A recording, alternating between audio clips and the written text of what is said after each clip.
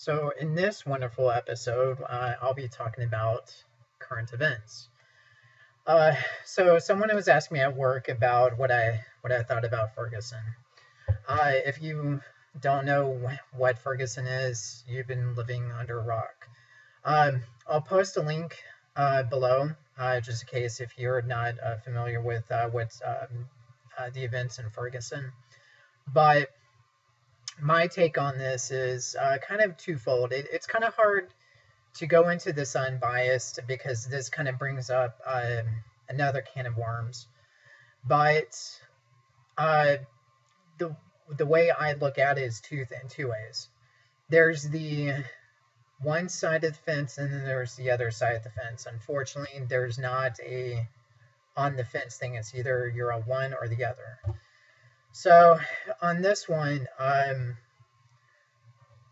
you don't know exactly what happened. There's essentially what supposedly happened, and then there's um, again supposedly what happened on both sides. Unfortunately, everything's still being pieced together. But um, I don't condone the excessive force by the police, but I was watching a video the other day, and within an amount of 8 seconds, there was essentially two cops, and one was in the foreground, one was in the background, and the cop in the foreground, he was telling the guy, the perpetrator in the middle, to put down his gun. So the perpetrator was actually laying down his gun. At the same time, he actually reached to for his behind for another gun. The guy in the background at the same time literally yelled gun and shot him 3 times, all within a matter of 7 seconds. So it's one of those things about being caught that a lot of times it is a life or death situation. Yes, unfortunately, you do have those cops that do excessive force. And unfortunately, how the media always does this is they always portray, in a negative light. Unfortunately, you don't hear about a lot of good news coming out of, what the police does. But in this particular instance, again, we don't know exactly what happened. It's pretty a speculation that the kid, he pretty much, him and his friends were just right before had, robbed a, supposedly robbed a convenience store, which, whatever. It could have been just for what they said, cigars or whatever, but it's still the whole principle that they robbed a convenience store, um, and or stolen, whatever.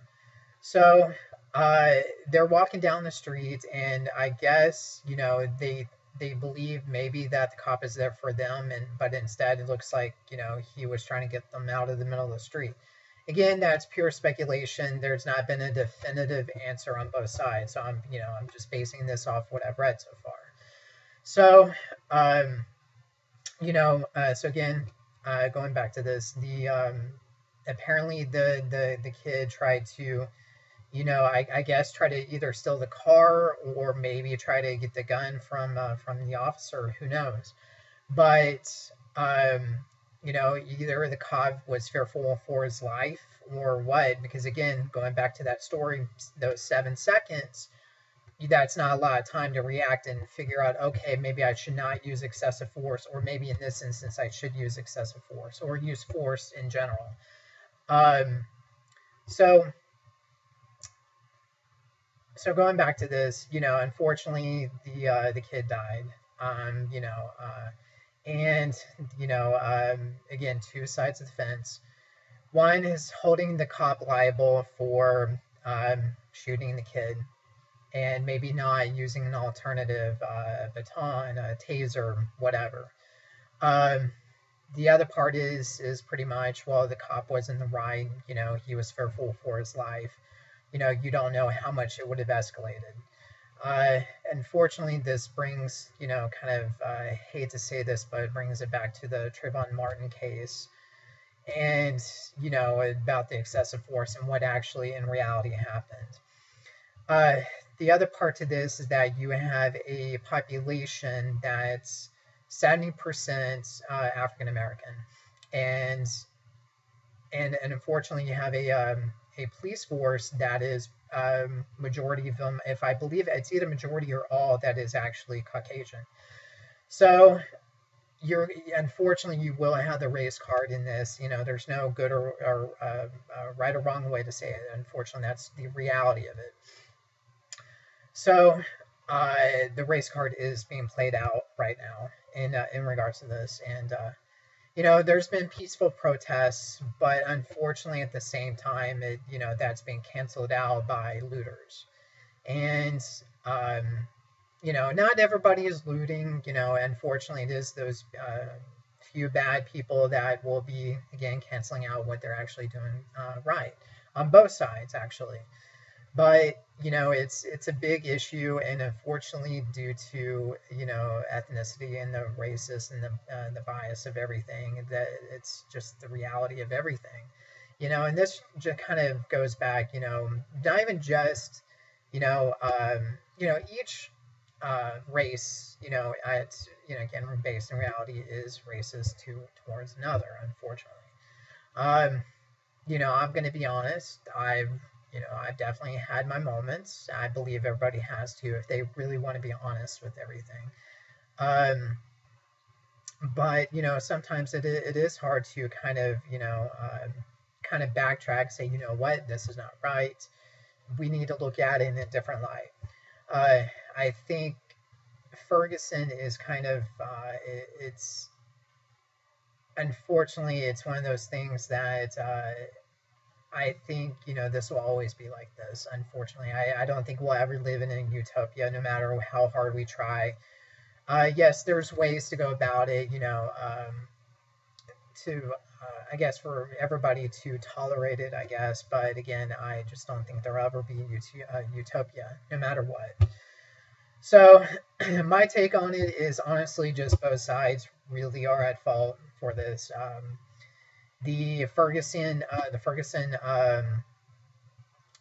police honestly should be forthcoming in regards to what actually happened, and we'll know a little bit more with the autopsy that was requested by the government. So maybe again we'll learn a little bit more about it, but again, both sides are kind of at fault for this. My next current event, the ISIS. I don't know if you've heard of the ISIS, but it's the one of the extremists right now. They were in the news yesterday about beheading a journalist that was caught in Syria. And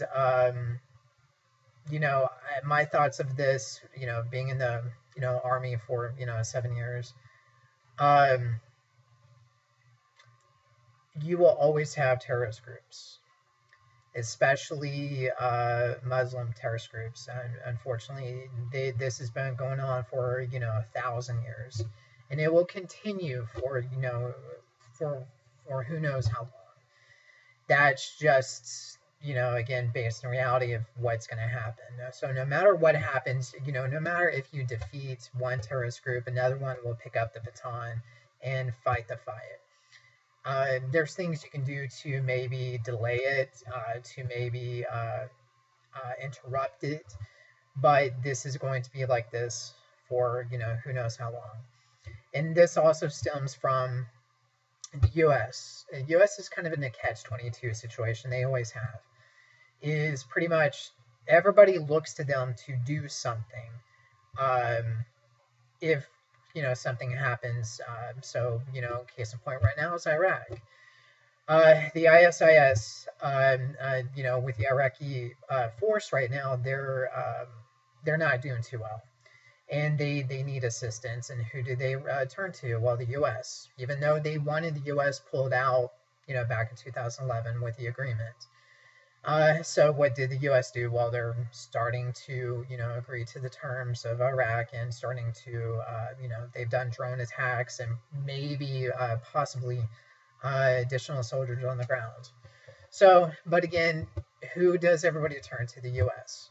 And unfortunately, if the U.S. says no, it's going to be one of those things, is how long is the U.S. going to sit idly by before something bad happens again?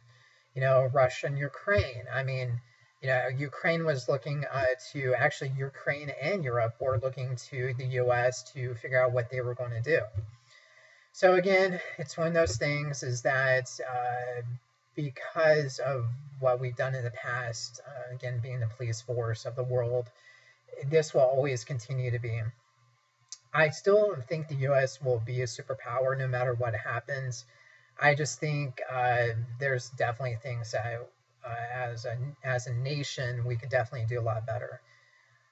One of the biggest concerns right now is education. I mean, the education U.S. was, I think, up to maybe 8 years ago. I think this was pre-George Bush. Is the U.S. were in the top 10 countries as far as education goes. Now they're in the top 30, 35 countries now. So we are declining a little bit as far as education.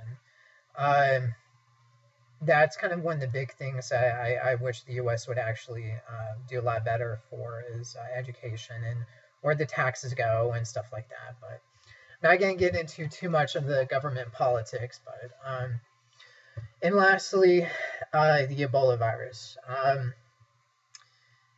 It is, as of right now, I believe it's about 1,300 deaths for this, and this is it's a big deal. It's right now it's mostly contained to Africa, and it's a matter of time, to be honest, before one guy goes somewhere unexpected, and that could set off a chain reaction. The Ebola virus is a very, very nasty virus, and going back to the ISIS, if I was a terrorist, I would try my hardest to send a couple people down there to maybe get it, and to try to see as far as if that's what they wanted to do, they could really do some damage if they really thought about it. So, I mean, I'm not saying I'm going to do it, but I'm just saying that's a possibility now. But again, going back to the Ebola virus, there's no cure. They have possibilities of how to slow it down and stuff like that, but all it is really just containment. So I mean, we'll see what how it plays out, but this is a very serious deal, and who knows what's going to happen, but let's have our fingers crossed that again it doesn't get even more serious, but we'll see. So comment below, let me know your thoughts on everything. Whether you agree with me or not, that's debatable. It's my own opinion. You have your own opinion. So that's all it is. It's just opinions. So again, comment below, let me know your thoughts and everything, and I will respond back. All right, guys, have a good one.